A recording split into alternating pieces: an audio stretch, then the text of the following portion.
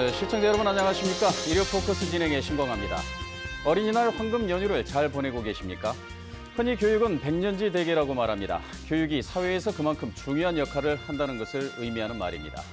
그러나 정작 교육이 무엇이고 왜 중요하게 생각하는지는 잘 모르거나 사람들마다 드는 이유가 제각각입니다.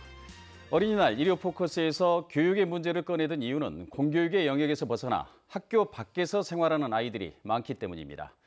교육이 중요하다는데 우리 사회가 동의하는 만큼 미성년인 학교 밖 아이들의 삶 역시도 중요합니다. 오늘 일요 포커스에서는 학교 밖 아이들을 중심으로 토론해보는 시간 마련했습니다. 먼저 참석해 주신 분들 소개해드리겠습니다. 이혁재 전남도 의원 참석하셨습니다. 네, 어서 오십시오. 안녕하세요. 김성애 전남도 교육청 학생생활안전과장 참석하셨습니다. 네, 반갑습니다. 네, 청소년 문제 전문가이시죠. 김충식 유스앤피플 대표 나와주셨습니다. 네, 반갑습니다. 네, 세 분 이렇게 참석해 주셔서 고맙습니다. 네, 먼저 본격적인 토론에 들어가기 전에요. 전남 지역 학교 밖 청소년들에 대한 이 세 분의 소감을 간단히 듣고 토론을 진행해 보도록 하겠습니다. 먼저 이혁재 도의원께서 먼저 말문을 열어주시죠. 네, 그 또래 친구들이 학교에서 친구들이나 선생님과 함께 즐거운 시간을 보내고 있을 시기에 우리 학교 밖 청소년들은 혼자서 외로운 공간에서 이렇게 있는 것 같아서요. 전남 교육을 책임지고 있는 한 사람으로서 굉장히 안타깝고 우리 학생인 학부모님께 죄송하다는 말씀을 먼저 드리고 싶습니다. 네, 먼저 이 죄송하다는 말씀 먼저 해주셔 버렸는데요. 김성애 과장님께서는 어떻게 생각하고 계십니까? 담당 과장님이신데. 네. 네, 학교 밖 청소년도 우리 사회의 소중한 구성원이라고 생각합니다. 민선 3기 장서궁 교육감 시대를 맞이해서 저희 전남도 교육청은 한 아이도 포기하지 않는 전남 혁신 교육을 캐치프레이즈로 삼고 있습니다. 그런 의미에서 학교 안 그리고 학교 밖 청소년들도 더욱 소중하게 여기는 그런 전남 교육을 구현해 나가도록 노력하겠습니다. 네, 한 아이도 포기하지 않는 교육 정책을 실현할 수 있도록 노력해 가시겠다는 말씀 먼저 다짐처럼 해주셨는데요. 지금 김충식 대표님, 실제 이렇게 생활을 해 보시면 학교 밖 아이들에 대해서 어떤 느낌을 갖고 계십니까? 행동의 결과만 보면은 미움의 대상이지만 그들 속에 가정에서 상처받고 학교나 지역사회에서 상처받는 어떤 트라우마가 존재하고 있습니다. 그래서 그 깊숙한 내면을 볼 때는 어른으로서 안타깝고 또 사랑을 듬뿍 주어서 우리가 사회 속의 한 일원으로 이렇게 만들고 싶지만 그렇지 못한 학생들이 또 증가돼서요. 오늘 주제가 좀 무거워서 안타까운 마음으로 이렇게 참석하고 있습니다. 예. 저희가 사실 지금 무거운 주제를 이렇게 다루게 된 이유는 어린이날이지만 이제 우리가 보통 아이들이라고 표현하지만 정확한 개념은 이제 청소년들인데 학교 밖에서 생활하는 청소년들을 이야기를 해야 되는데 이게 최근 보도나 통계에 의하면 전국적으로 한 39만 명에서 40만 명쯤 된다. 이렇게 지금 나와 있고요. 전남 지역 학교 밖 청소년 현황은 어떻습니까? 김성애 과장님. 네, 학교 밖 청소년에 대한 구체적인 통계는 실제적으로 잡히질 않고요. 여러 데이터를 통해서 저희들이 추정할 수밖에 없습니다. 네. 실제로 학교 밖 청소년 지원에 관한 법률에 의해서 여성가족부에서 3년마다 한 번씩 실태조사를 하게 돼 있는데 그 실태조사 역시 도교육청에서 제공하는 학업 중단 학생이라든가 또는 쉼터, 비인가 대안학교 등 현황을 조사해서 추정할 수밖에 없는 그런 상황입니다. 네. 방금 말씀하셨던 대로 2017년 말에 한국청소년정책연구원 자료에 의하면 약 40만 명의 학교 밖 청소년들이 발생하고 있고요. 이제 그런 내용으로 비춰보자면 저희 전남 같은 경우는 약 10,000명 정도의 학생들이 학교 밖에 청소년들이 있지 않나 그렇게 추정이 됩니다. 아, 예. 지금 이게 이제 데이터가 정확치 않다 보니까 이제 추정치로 이렇게 말씀을 해주셨는데, 학교 밖 청소년이라고 했을 때 주로 이제 공교육에 참여를 하지 않거나 아니면 공교육에 참여했다가 중도에 탈락하는 학생들도 주로 말을 할 텐데 이렇게 데이터에 잡히지 않고 이렇게 많은 학생들이 학교 밖을 떠도는 이유가 참 궁금합니다. 저희 학교 밖을 떠나는 이유 어떤 부분들 때문에 나오리라고 조금 전에 약간의 데이터는 말씀해 주셨습니다만 어떤 부분 때문에 학생들이 학교를 떠나게 됩니까? 청소년들이 학업을 중단한 이유는 너무 다양합니다. 과거에는 학교 부적응이나 피행, 가출 등의 그런 부정적인 이유 때문에 학교를 떠난다고 생각하는 경우가 많았는데요. 요즘에는 훨씬 더 다양한 요인이 있습니다. 이를테면 초, 중학교 같은 경우는 해외 유학이라든가 또 개인적으로 원해서 대안교육, 그리고 홈스쿨링 등 그런 대안적인 교육을 선택하는 경우도 상당한 비율을 차지하고 있기 때문에 학업 중단 청소년을 바라보는 범주를 저희들이 넓게 가질 필요가 있을 것 같습니다. 알겠습니다. 이혁재 도의원님, 지금 전라남도 의회 교육위원으로 지금 돼 계시는데요. 이런 부분에 이렇게 한번 데이터라든가 이런 부분들을 보게 되면 어떤 이유에서 이 학교 밖 아이들이 발생한다고 보십니까? 예, 이제 우리 방금 과장님께서 말씀하셨지만 그 학교를 중단한 학생들의 이유가 정말 제각각입니다. 네. 그런데 제가 봤을 때는 다양한 이유가 있겠지만 예. 그 맨 밑바닥 기저에 깔려 있는 것은 학력 부진, 그러니까 기초학력이 부진하기 때문에 이에 따른 학교 생활 만족도가 떨어지고 이런 이유에 다른 요인들이 복합적으로 해서 결국은 중도의 학교를 그만둔 경우가 가장 많다고 봅니다. 일단은 학력 부진을 먼저 보시는군요. 네. 작년에 우리 전국적으로 기초학력 진단을 했는데 예. 올 3월에 그 발표를 했어요. 예. 근데 기초학력 진단하면서 동시에 학교 생활 만족도를 조사했습니다. 네. 그런데 기초학력이 높은 대도시 아이들에 비해서 기초학력이 떨어지는 농어촌이나 소도시 학생들의 학교 생활 만족도가 훨씬 떨어지는 예. 이런 걸 보였고요. 특히 전남 같은 경우는 75%의 학교가 농어촌 소재 학교이고 예. 또 42%가 60인 이하 소규모 학교입니다. 그러니까 예. 전남 학생들의 학교 생활 만족도가 떨어졌다고 볼 수밖에 없습니다. 네. 학교 생활 만족도가 그만큼 예, 떨어졌다. 그렇습니다. 예, 예. 그렇기 때문에 아이들이 중대 탈락하는 비율이 학력 부진에서 저는 맨 밑바닥에 깔려 있다고. 물론 학력이 부진하다고 해서 다 중도 탈락하거나 중도 탈락한 학생들의 학력이 다 떨어진다고 절대로 볼 수는 없습니다만은 예. 많은 비율이 학력 부진에서 나오는 학교 생활 만족도에 어떤 떨어짐에서 기인했다고 볼 수 있겠습니다. 알겠습니다. 지금도 뭐 뉴스에 이 이른바 나쁜 뉴스 형태로 해서 나타나는 것들이 학교 폭력에 대한 문제들이 이제 굉장히 많이 나오는데 지금 김충식 대표께서는 이런 부분들을 실질적으로 상담을 해보고 학생 문제에 개입해보고 이렇게 하다 보면 이 학교를 떠나는 이유 중에 어떤 학교 폭력 부분이 좀 더 많다라고 생각을 하십니까? 어떻습니까? 제가 그 학업 중단 그 유형별 이론에 살펴보면은 네. 그 능동형은 어떤 내신의 걱정 때문에 이제 일부러 그 검정고시를 준비하는 그 능동형도 있습니다. 그리고 자발적으로 어떤 자기 가치를 실현하기 위해서 학교 문화 속에는 자기 가치 실현을 못하기 때문에 이런 능동형 이후로 이렇게 학업 중단을 아이들이 있고요. 그 다음에 도피형은 어떤 무계획적으로 하는 그 도피형 그 학업 중단 유형이 있습니다. 그리고 불가피형 유형들은 이게 어떤 그 가정 형편 때문에 재적에 의해서 이렇게 학업 중단이 되는데 저희가 그 사례를 들어서 살펴보면은 저희가 한 학생이 초등학교 5학년 때 이제 이게 학교 폭력 피해 경험을 통해서 그 장기간 예상 후에 대한 어떤 보호가 안 돼 가지고요. 학업 중단해서 제가 지금 현재 방통고등학교 1학년에 재학하는 학생들이 있습니다. 그래서 제 사례에서도 보면은 그 피해 학생들이 간혹 저희가 그 피해 사례로 인해서 그 나타나는 어떤 그 사례는 있습니다.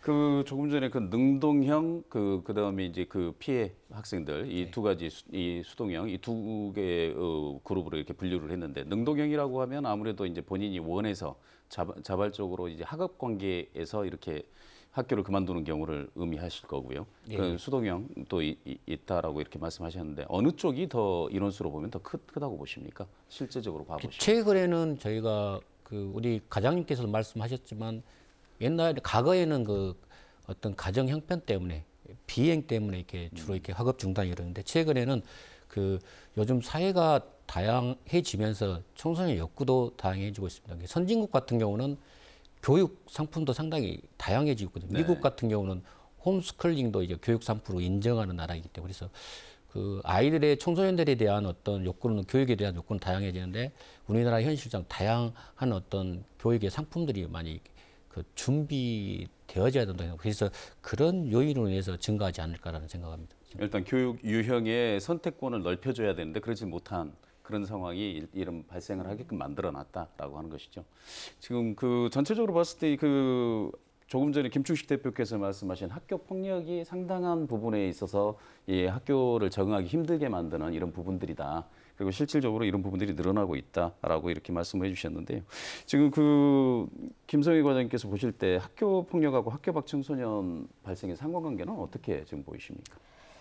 실제로 방금 김 대표께서도 말씀하셨듯이 학교 밖으로 나가게 되는 이유는 굉장히 여러 가지가 있습니다. 네. 그런데 저희가 지금 2017학년도에 학업 중단 사유별 통계를 좀 정확하게 잡은 추정치를 좀 말씀을 드리면은요. 네. 2017년도에 1,385명의 예. 학업 중단 학생이 발생을 했습니다. 초등학교부터 고등학교까지요. 1,385명이 발생했다고요? 예, 네. 그렇습니다. 그 중에서 해외 유학, 네. 지금 이제 미인정 유학이죠. 네. 해외 유학이 326명 네. 정도가 나왔고요. 그다음 부적응은 초중학교 같은 경우는 거의 없고요. 고등학생들. 예. 그리고 이제 나머지 580여 명의 이런 학생들이 기타 사유로 나와 있습니다. 예. 그 기타 사유라는 것들이 방금 여러 두 분께서 말씀하셨던 여러 가지 이유죠. 예. 뭐 본인들이 원하는 대학교육, 그다음에 또 검정고시, 홈스쿨링, 그다음에 종교적인 그런 여러 가지 현황들입니다. 이제 그런 이유로 봤을 때 과연 학교 폭력이 감소하면 학교 밖 청소년이 줄어들 수 있을 것인가? 이제 이런 부분에 대해서 말씀을 드리면 학교 폭력이 감소한다고 해서 학교 밖 청소년이 줄어든다. 상관관계는 지극히 미약한 것 같습니다. 예. 왜냐하면 학교 폭력이 발생했을 때 가해 학생과 피해 학생으로 나뉘거든요. 그렇다면 가해 학생이 퇴학 조치를 받아가지고 학교 밖으로 나가게 되는 경우는 저희 2018년도의 통계치에 의하면 5명입니다. 고등학교 같은 경우. 네. 5명의 학생이 가해 학생으로 퇴학 조치를 받았는데 그 수로는 굉장히 미약하고요.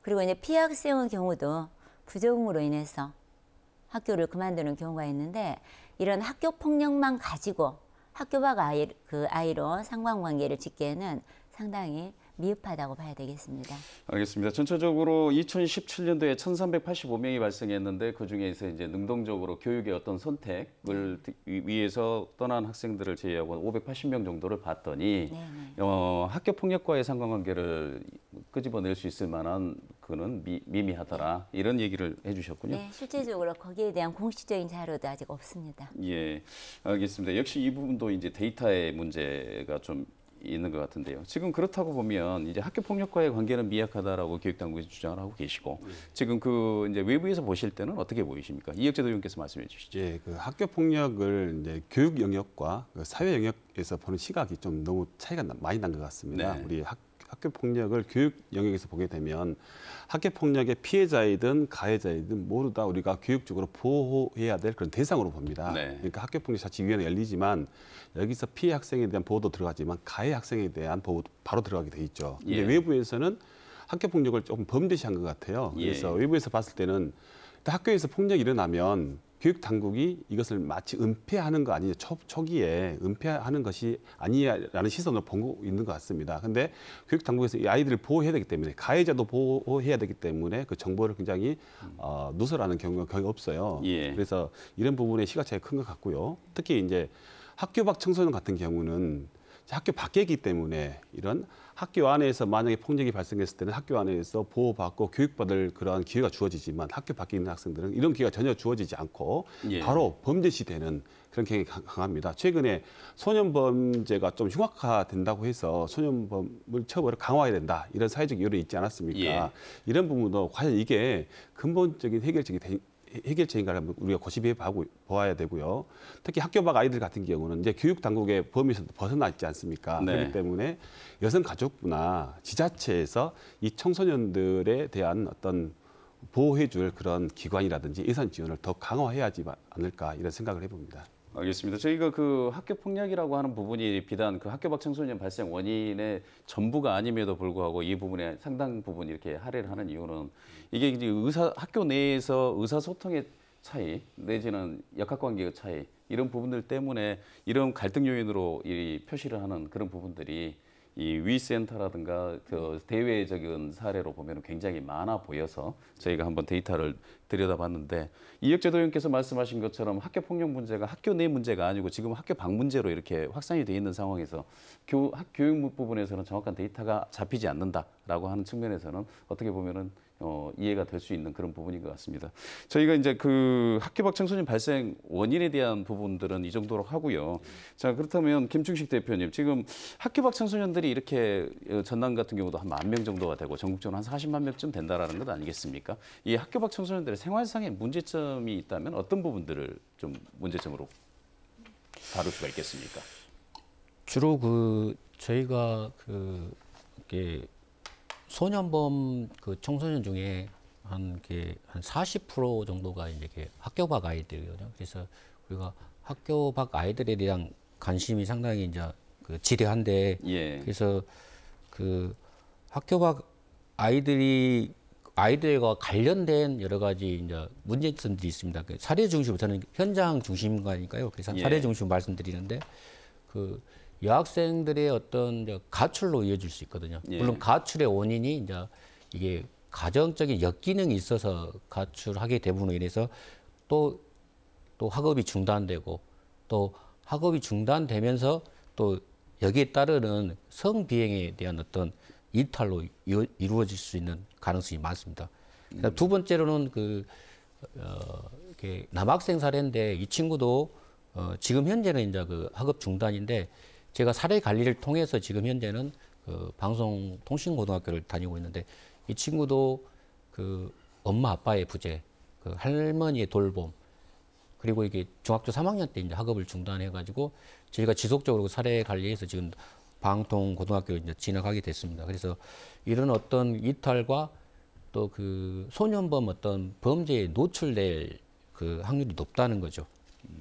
그리고 또 이런 범죄뿐만 아니라 우리가 우리 지역에 발생된 어떤 집단 어떤 폭행에 대한 항상 학교 밖 아이들과 연관이 됐다는 거죠. 그래서 이런 부분에 대해서 지역사회의 어떤 청소년 문제가 이렇게 더 확대되는 그런 원인이 될 수 있기 때문에 우리가 학교 밖 아이들에 대한 어떤 교육계의 관심보다는 우리가 이혁재 도의원도 말씀드렸지만은 지역의 관심, 또 우리 통합적으로 관리할 어떤 대상자라고 생각합니다. 예, 학교 내에서는 이제 공교육의 영역이기 때문에 교육 당국의 책임과 역할이 중요하지만 학교 밖 아이들이 되는 이 상황에서는 지역사회의 역할이 분명히 중요합니다. 그리고 방금 김충식 대표께서 말씀해 주셨던 두 가지 사례 중에서 이제 향후에 이제 문제가 발생할 수 있는 부분들이 대부분 생계와 관련된 문제들이 좀 많이 발생을 하지 않겠습니까? 그래서 토론 주제를 학교 밖 청소년들 생계라든가 사회 진출 문제로 좀 확장을 시켜서요. 먼저 학교 밖 청소년들의 이제 생계 문제, 대부분이 경제난이라든가 가족의 해체 이런 부분들로 해서 학교 밖 아이들이 되는 경우가 많다라고 하셨으니까 지금 어떻게 풀어갈 것인가에 대해서 이혁재 도의원께서 먼저 한번 어떻게 풀어가면 좋겠습니까? 예, 뭐 학교 밖으로 몰리는 아이들의 이유가 다양하겠지만 네. 방금 말씀하신 생계 때문에 학업을 중단하는 경우도 꽤 있습니다. 네. 최근 우리 서울시 교육청 같은 경우가 예. 청소년 수당, 학교 밖 아이들에게 학교 밖 아이들만을 네. 위한 청소년 수당을 예산을 책정해가지고 예. 이렇게 모든 아이들에게 주는 건 아니고요. 네. 그러니까 올해 조사해 보니까 41명, 올해는 41명 정도 아이들을 선발해서 예. 이렇게 초등학생 연령에는 10만 원, 예. 중학생 연령이 15만 원, 고등학생 연령은 20만 원 정도의 현금이 아닌 어떤 카드의 충전이라든지 펀드 예. 지급 방식으로 학생들이 지급을 하더라고요. 그런데 문제는 단순히 이 돈을 가지고 학생들의 이 학교 밖 청소년들의 생계의 어떤 보장이 아니라 이 아이들이 이 돈만큼의 어떤 나중에 진로라든지 아니면 취업을 위한 준비 과정에 쓸 수 있게끔 이용하도록 돼 있어요. 네. 이게 이제 단순한 현금 살포를 우리 복지부도 굉장히 지향하고 있기 때문에 이렇게 하고 있는데요. 또 최근에 경남의 고성군에서는 군 단위이긴 하지만 예. 여기는 학교 밖뿐만 아니라 모든 학생들에게 예. 월 10만 원씩 지급하는 청소년 수당 입법 예고를 했더라고요. 예. 그래서 우리 전남 같은 경우도 최근에 전남에서 올해 예산 중에 청년 수당이 있습니다. 예. 이게 매월 6개월, 최대 6개월까지 월 50만 원의 어떤 돈을 지급하는데요. 이 목적이 우리 대학을 졸업한 청년들이 자립할 수 있는 그런 준비 기간 동안 쓸 수 있게끔 하는 거거든요. 근데 예. 저는 우리 학교 밖 청소년들에게도 우리 전남도에서 이제 나서야 된다. 그래서 우리 전남도의 학교 밖 청소년들을 위한 청년 수당을 신설해서 우리 아이들이 이 자금을 통해서 자신의 진로나 취업할 수 있는 그런 근간을 만들어줬으면 좋겠고요. 이게 그렇게 어렵지 않은 이유가 그렇게 많은 예산 들지 않을 것 같습니다. 그리고 만약에 우리가 같은 또래 아이들은 정규 학교를 다니면서 다양한 혜택을 받습니다. 보세요. 무상급식, 무상교과서, 무상교복, 그다음에 최근에 우리 전남 같은 경우는 무상고등학교 등록금까지 우리 예산으로 지급을 하고 있어요. 그럼 한 아이당 최소 200~300만 원, 수백만 원의 어떤 혜택을 받는데 단지 학교 밖에 있다고 해서 혜택을 받지 못하고 있지 않습니까? 물론 적은 예산으로 최근에도 지원해 준 게 있어요. 우리 전라남도 같은 경우도 학교 밖 청소년 지원센터를 개설해서 22개 시군 중에서 18군데에 돼 있습니다만은 그 현장을 가보면 굉장히 열악합니다. 작은 공간에 책상 하나, 의자 하나 놓고 상담이나 아니면 기껏해야 이제 검정고시 준비, 그 학원처럼 해주고 있어요. 여기서 벗어나서 우리 학교 밖 아이들이 이제 어떤 문화 공간, 복합적인 문화센터에서 그 공간 안에서는 학교 밖이든 학교 아니든 다 어울릴 수가 있잖아요. 이렇게 어울릴 수 있는 그러한 예산 지원을 우리 지자체에서 나서야 되고요. 또 이제 이번 기회에 저도 우리 전남도에서 학교 밖 아이들을 위한 청소년 수당을 지급할 수 있도록 한번 노력해 본다는 말씀드리겠습니다.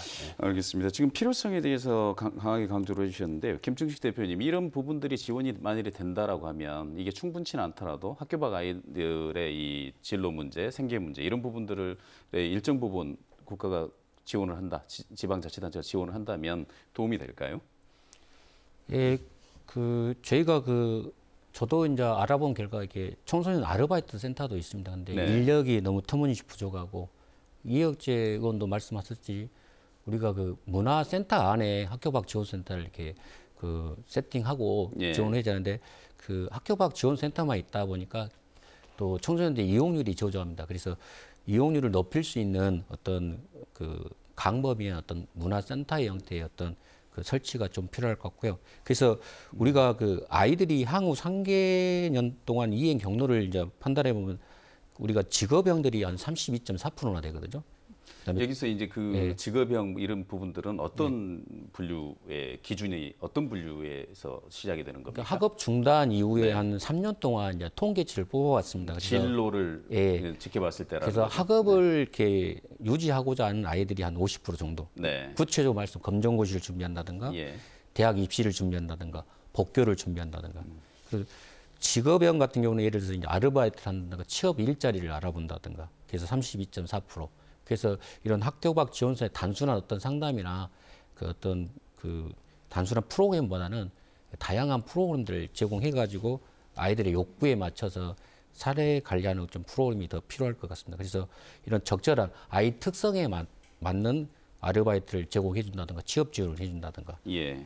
특히 또 무업형이 있는데 이게 11%나 됩니다. 특정 목표 없이 아무것도 하지 않는 이유. 그래서 이런 아이들은 주로 이제 범죄에 빠질 수 있는 게 높기 때문에 그래서 우리가 이혁재 의원 도의원처럼 이렇게 말씀하신 것처럼 이행이 된다라면은 우리가 범죄도 예방하면서 또 이 아이들이 또 특히 또 이렇게 집단 아까 말씀드렸지만 집단 폭행 같은 경우는 이게 항상 아이들 제가 상담 통계를 보면요 또 포함되는 경우가 있어요. 그래서 학교 폭력에 예방하는 데도 도움이 될 것 같습니다. 학교 폭력을 예방하는 데도 이런 부분들이 도움이 될 것 같다라고 말씀해 주시고요. 김성희 과장님, 이 학교 밖 청소년들이 교육 당국의 문제는에서 벗어난 범주이긴 합니다만은 학교 밖 청소년들의 사회 진출, 연착륙 문제 이 부분들에 대해서 조금 전에 우리가 수당을 지급해야 되는 그 부분 얘기를 했고요.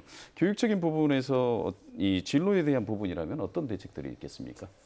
네, 방금 두 분 말씀 잘 들었는데요. 이제 국가 사회적으로 요즘에는 학교 밖 청소년들의 생계 지원은 사실 이제 많이 되고 있는 그런 상황으로 알고 있습니다. 아이들 자립 지원이 굉장히 필요한 형편이거든요. 이제 그렇다면 저희 도교육청 같은 경우는 교육을 통해서 아이들 학력 인정, 그다음에 학업 복귀 이런 지원이 가장 필요합니다. 그래서 저희 교육청에서 의무교육 단계인데 미취학 아이들, 그다음에 학업을 중단해서 학력 인정을 못 받는 그런 아이들을 위해서 학습 지원 사업을 하고 있습니다. 자, 예를 들면 이제 교육부에서 이 사업 2017년도부터 시작을 했는데요. 저희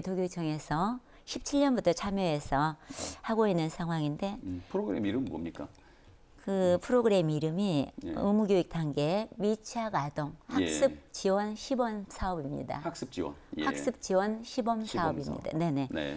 자, 이런 아이들 같은 경우는요, 초중학교 단계에서 이제 미취학한 아이들 대상으로 해서 학습을 지원해서 일정 시간을 이수를 하게 되면 각 시도 교육감이 인정하는 학력 인정 이수증을 수여하게 됩니다. 예. 그래서 저희 도 같은 경우는 작년에 6명의 학생이 그 학력 인정을 취득을 했고요. 그리고 실제로 전국 17개 시도에서 강원도와 저희 전라남도 교육청이 굉장히 높은 성과를 나타낸 우수 사례로 좀 보고 있습니다. 그게 검정고시하고 비슷한 효과를 갖습니까? 검정고시는 이를테면 이제 중학교 졸업 네. 인정, 뭐 고등학교 인정까지 다 되는데 의무교육 단계인 초중학교 네. 검정고시와 똑같은 그런 결과죠. 그런 효과를 예, 좀- 그리고 예. 이제 저희들이 이제 검정고시를 원하는 아이들이 있거든요. 예. 그래서 이런 검정고시를 원하는 아이들은 학교 밖에서 대체적으로 학교 밖 청소년 지원센터, 예. 꿈드림이라고 하거든요. 네. 그쪽으로 가서 아이들이 검정고시 수업을 받거나 또 강의를 듣습니다.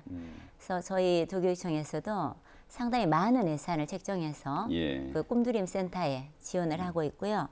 실제로 작년에 2018년도에 전체 241명이 예. 검정고시 합격을 했습니다. 아, 그럼. 예, 그래서 큰 네. 성과를 냈고요. 이번에 저희들 추경에도 이런 학교 밖 청소년들의 검정고시 준비를 위해서 강사비라든가 교재료, 그리고 심지어는 이제 중식비, 아이들이 와서 식사도 하고 그리고 공부할 수 있도록 하고요. 그 다음에 교통비까지 지원을 해서 널리 확대할 예정입니다. 예, 지금 그 김성희 과장님 얘기를 들어보면은 굉장히 활성화되고 있는 것 같은데 이혁재 도의원이나 김충식 대표 얘기를 들어보면 학생들이 많이 이용하지 않는다라고 하는 그 비율상, 그 체감상의 차이가 좀 있는 것 같습니다. 이 차이는 어디서 오는 걸까요? 뭐 김충식 대표님 말씀해 주시죠.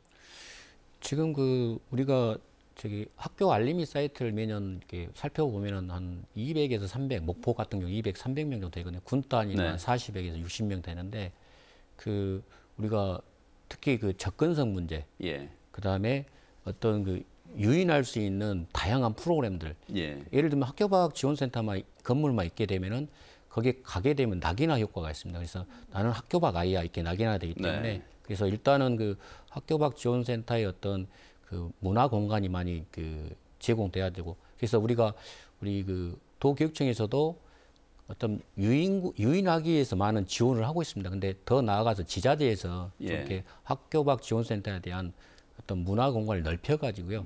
그렇다 보면 이렇게 이용률이 더 높아질 것 같습니다. 그 이에 대한 어떤 지자체의 노력이 필요하다고 생각합니다. 낙인 효과를 좀 피하기 위해서 명칭도 좀 바꿔본다든가 아니면은 그 장소적인 부분도 좀 약간 대중성이, 익명성이 좀 보장되는 장소로 좀 바꿔보는 이런 부분들이 좀 필요하겠다라는 것이죠. 예, 맞습니다. 예. 이혁재 도의원께서는 이런 부분들에 대한 경험을 해보시면 이 상담 사례라든가 이런 류를 좀 관찰을 해보시면 어떤 대안들이 좀 필요하다고 보십니까? 제가 이 토론에 오기 전에 네. 그 학교 밖 청소년 센터에서 근무하신 학노사 선생님과 인터뷰를 하고 왔습니다. 예, 예. 그래서 여쭤봤어요. 네. 어떤 이유에서 우리 많은 학생들이 여기를 오지 않냐 했더니 첫 번째가 홍보 부족인 것 같다. 그러니까 홍보 부족. 이곳에서 이러한 예산 지원이 있고 이런 역할을 해주는 기관인지를 학교 밖 아이들이 모르고 모른다. 있다. 예, 이게 네. 가장 기본적인 이유라고 말씀하시더라고요. 그리고 예. 제가 아까 그 예산 부분 말씀했는데 물론 교육청이나 지자체에서 하고 있어요. 하고 네. 있지만 같은 또래의 아이들이 학교 내에 있을 때 받았던 그 큰 혜택에 거의 뭐 미비한 수준만큼만 지원되고 있기 때문에 이 예산이 굉장히 열악하다. 예. 그래서 예산의 어떤 정액을 제가 강조한 것입니다. 네.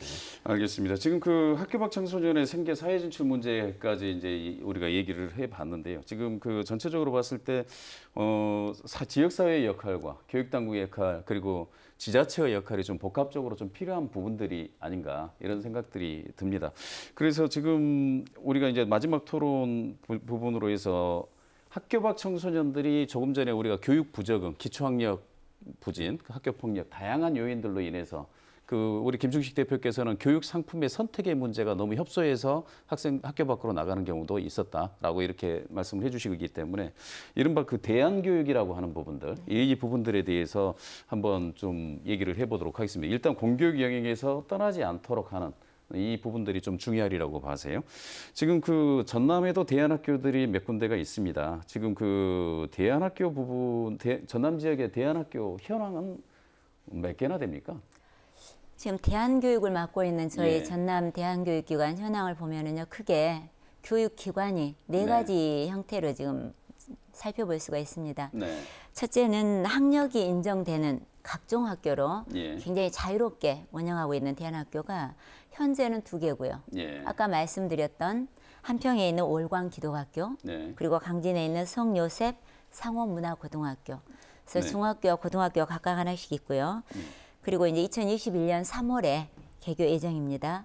담양 지역의 민간 위탁형으로 공립에서 설립은 하는데 네. 민간 위탁형으로 운영하려는 공립대안학교. 예. 아마 이 대안학교는 주로 직업 관련된 그런 대안학교로 운영하게 될 겁니다. 예. 그래서 이런 형태의 대안학교가 있고요. 둘째로는 이제 일반 학교와 여러 가지 시스템이나 이런 부분들은 동일한데 교육과정 일부를 자율학교로 지정받아가지고 좀 더 인성 중심 또는 체험 중심으로 특화시켜서 아이들 교육을 하고 있는데요. 일명 대안교육 특성화학교라고 합니다. 네. 그래서 그 대안교육 특성화학교가 지금 강진의 청남중학교, 예. 그리고 한평의 나산 실용예술중학교, 예. 그리고 고등학교로는 곡성의 한울고등학교 이렇게 3개 예. 학교가 있고요.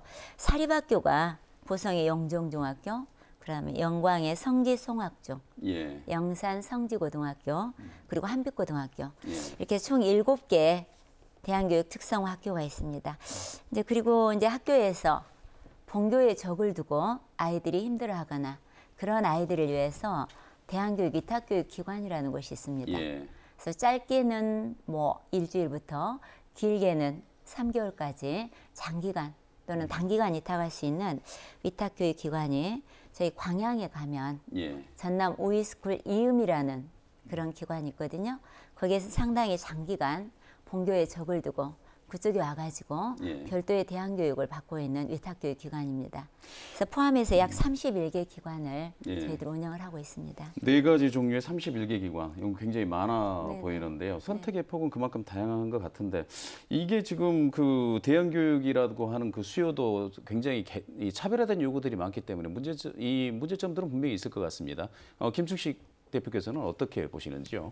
제가 서두에 그 농동형 같은 어떤 그 학교 밖 그 청소년들은 네. 그 선진국처럼 자율형 소규모 대안학교였습니다. 그래서 그 원인에 맞는 적절한 그 대안교육의 현실이 필요할 것 같고요. 예. 그다음에 우리가 교육적으로만 그 접근할 게 아니라 우리가 학교 밖 아이들에 대한 트라우마가 상처가 많은 아이들은 예. 치료형 시설을 통해서 또 이렇게 그 대처하는 방법이 좀 필요할 것 같습니다. 그리고 마지막으로 우리가 전라남도는 그 저기 강주는 강주 청소년 정신보건센터가 있습니다. 그래서 네. 이거는 정신보건에 대한 영역이기 때문에 그 정서적 장애가 있는 아이들이 상당히 증가하고 있다는 거죠. 선진국 같으면 정신장애인들이 한 4% 되는데 우리나라도 점점 이렇게 정서장애 아이들이 많이 증가하고 있습니다. 그래서 이 아이들을 좀 사례 관리할 수 있는 전남 청소년 정신보건센터 어떤 설립에 대한 생각도 이렇게 고민을 해봐야 될 것 같습니다. 그 김성희 과장님 이 학생 생활안전지도 해보시면서 육체적뿐만 아니고 정신적인 부분도 굉장히 강조가 되는 이런 거 아니겠습니까? 공교육에서는 어떤 서비스들이 제공이 됩니까? 일단 정신적으로 건강하지 못한 아이들이 요즘에 굉장히 많이 늘어나고 있는 추세고요. 그런 의미에서 공교육 내에서도 그런 아이들을 케어하는 것이 저희들이 상당히 해야 될 일이라고 생각합니다. 지금 저희 초중고등학교에 학교 안에는 우이 클래스라고 그래가지고 상담 교사들이 배치되어 있고요. 그리고 교육청에는 우이 센터라는 곳에 전문 상담 교사나 임상 심리사 등이 배치되어 있습니다. 그러나 이제 그분들은 치료까지는 조금 어려운 상황이고요. 치료 같은 거는 이제 전문의를 통해서 그분 이제 치료를 받아야 되겠죠. 그래서 그런 22개 교육지원청에 전문의들을 연계해서 그분들이 2주에 1일 정도 교육청에 상주를 합니다. 예. 그래서 그때 예약이 되어서 정말로 필요한 아이들이 와가지고 상담과 치료를 동시에 받을 수 있도록 하고요. 그리고 지금 우이닥터라고 그래서 15개 저희 교육지원청에서 전국에 있는 전문의들과 저희가 MOU를 체결했습니다. 예. 그래서 그분들이 필요할 때 언제든지 화상으로 보면서 그리고 또 전화로 상담과 치료를 병행할 수 있는 이제 그런 시스템이 현재는 마련되어 있습니다. 예, 저희가 지금 대안학교 이야기를 하다가 대안교육과정 이야기를 하다가 지금 이 정신건강 쪽으로 이렇게 잠깐 넘어갔는데 그런 치료라든가 상담이라든가 기본적인 치료 시설이 매우 부족하다. 전남의 경우는 이런 정도로 정리를 하고 넘어가겠습니다. 지금 우리가 대안교육기관에 대한 이야기를 하고 있었는데요. 대안교육과정이 갖는 것이 학교교육하고는 크게 차별화가 됩니까? 어떻습니까? 크게 차별화가 된다고도 볼 수 있겠죠. 예. 일단은 대안교육과정이라는 것은 일반 학교 교육과정에 국가교육과정을 준수하면서 어찌 보면은 고등학교 같은 경우는 일반 학교 경우는 교과 중심으로 해서 대학 입시를 목표로 하고요. 특성학교 같은 경우는 취업이라든가 그 학교 특성에 맞는 교육을 목적으로 하겠고요. 대안교육이라는 것은 좀 더 자율적인 교육과정을 원하거든요. 예. 그래서 되도록이면 아이들 인성 중심으로 그다음에 체험 중심으로 해서 아이들이 원하는 영역들을 좀 더 다양하게 편성을 해서 가르칠 수 있도록 그렇게 하고 있습니다. 예, 지금 아까 그 4가지 과정에서 저기 했다는 그거를 한 번만 좀 여쭤보면 공립의 경우는 이제 특성화 학교라고 표현을 해주셨거든요. 네네. 예, 그렇다고 보면은 대부분의 경우는 공적인 교육 과정을 따르고 그 중에 일부를 자율적인 영역으로 하겠다라는 그렇습니다. 예. 그런 말씀이신가요? 예, 예. 알겠습니다. 그래서 이제 저기 학부모들 사이에서는 이렇게 학교 밖 청소년들이 늘어나는 그런 부분들을 예방해 보기 위해서 다양한 교육 과정, 학생들의 이 원하는 수요에 맞는 이런 부분들을 좀 요구하는 경우가 있는데 그래서 이제 전남형 대안학교가 좀 필요하다. 공립형이든 뭐 사립형이든 뭐 크게 문제는 없겠지만 기왕에 하는 김에 공립에서 공적인 영역에서 이 부분이 좀 수용이 됐으면 좋지 않겠냐 하는 그런 요구가 있거든요. 이혁재 의원께서는 어떻게 보십니까? 네, 최근 정책을 보면 무슨 형 이런 정책이 많습니다. 네. 예를 들어서 뭐 광주형 일자리, 뭐 예, 전남형 기본소득제 이런 것들은 중앙에서 내려주는 그런 정책을 획일화하지 않고 그 지역 특성에 맞는 그런 정책으로 좀 승화시키는 거잖아요. 우리 대안학교도 마찬가지로 우리 전남에 있는 대안학교는 전남만의 특성이 있어야 되는데 전남만의 특성을 가지려면 전남 아이들이 학업 중단한 이유가 좀 독특해야 되는데 전국적인 현상에 우리 전남의 아이들이 학업 중단 이유도 포함되어 있는 것 같아요. 그래서 제가 제시하고 싶은 것은 저희 교육청에서 2021년에 개교하는 그 민간 위탁형 공립 대안학교가 있습니다. 예. 이게 우리 공립학교에 근무하신 선생님들 입장에서는 주로 입시 위주, 어떤 경쟁 위주의 수업을 하다 보니까 대안학교에 배치됐을 때 이 아이들을 제대로 어떻게 지도할 수 있는 그런 솔직히 말씀드리면 여건이 안 됩니다. 그래서 민간 전문가들이 우리 교육청에서 설립한 대안학교에 와서 자신들의 노하우를 직접 학생들에게 전수하고 상담하고 이렇게 하고요. 특히 민관 협력 모델로서 뭐 예비 사회적 기업이라든지 협동조합을 만들어서 이 아이들이 학교 내에서 창업 등 자신의 어떤 취업까지 연결시킬 수 있는 그런 프로그램을 개발해서 이런 것들을 적자시키는 민간 위탁형 국립 대안학교를 저는 전남형 대안학교를 추천하고 싶고요. 오늘 오신 김성희 과장님께 이런 식의 방향으로 추진해 달라고 요구하고 싶습니다. 그러니까 너무 진하게 매몰되지 말고 진로의 문제로 좀 귀결한 그 교육의 다양성을 좀 펴달라 이런 취지신 거잖아요. 예. 그러면 이 오늘 토론을 마무리하는 의미에서요. 그 학교 밖 아이들, 학교 밖 청소년 대책에 대해서 앞으로 이런 부분들은 좀 이 개선을 하고 어떤 부분들을 방향으로 좀 나가보겠다라는 이 다짐이랄까요? 이런 말씀을 한 말씀씩 듣고 토론 마무리하도록 하겠습니다. 먼저 김충식 대표께서 먼저 말씀해 주시죠. 예, 학교 밖 청소년들은 다양한 문제를 안고 있습니다. 네. 이런 이유에서 우리가 한 유관기관의 어떤 노력으로는 참 버겁죠. 그래서 우리가 지방자치단체, 학부모단체, 교육계 이렇게 협력하여서요. 우리가 통합적으로 좀 지원 시스템을 마련하는 게 필요할 것 같습니다. 학교 밖 청소년 어떤 그 나타났을 때 이 아이를 위해서 통합적으로 지원할 수 있는 연계 시스템이 상당히 중요할 것 같습니다. 알겠습니다. 김성희 과장님께서 네. 마지막 말해 주시죠. 네. 그 학교 밖 청소년들을 지금 여러 기관에서 서비스하는 곳들이 많이 있는데 네. 그런 서비스 현장으로 우리 아이들을 좀 유인한다고 할까요? 나오게 할 수 있는 그런 어떤 제도적인 시스템이 좀 필요하고요. 그런 의미에서 본다면 국가 사회적으로 저희들이 학교 밖에 있는 아이들을 같이 함께 바라보고 돌봐야 되는 필요가 있습니다. 요즘 뭐 학교가 마을이고 마을이 학교다라는 표현을 많이 쓰지 않습니까? 네. 그런 의미에서 학교라는 견고한 틀에서만이 아이들을 보살펴야 된다는 이런 시각을 좀 깨고 이제는 학교 안에 있는 청소년, 학교 밖에 있는 청소년 모두 우리 사회 소중한 자산이거든요. 네. 그래서 학교와 가정 그리고 지역사회가 연계해서 우리 아이들을 함께 돌보고 좀 지도하는 그런 공동체로 갔으면 좋겠습니다.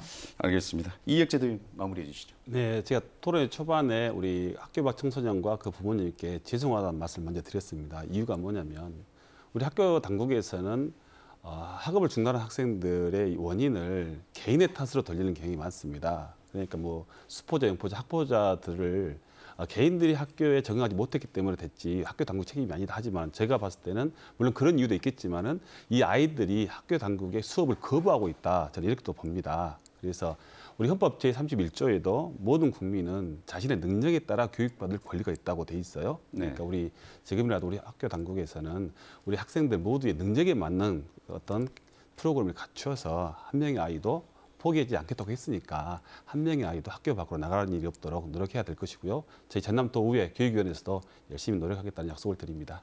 네, 알겠습니다. 세 분 이렇게 장시간 감사합니다.